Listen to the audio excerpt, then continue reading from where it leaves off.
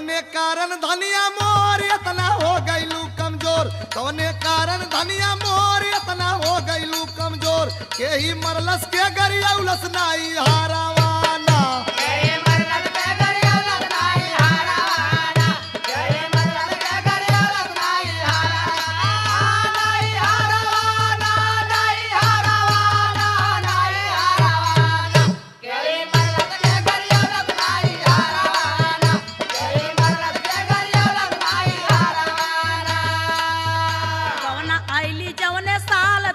बीतल 12 साल गवना आईली जवने साल तब से बीतल 12 साल हाल मो कवन सुनाई ना भरल या चरावाना।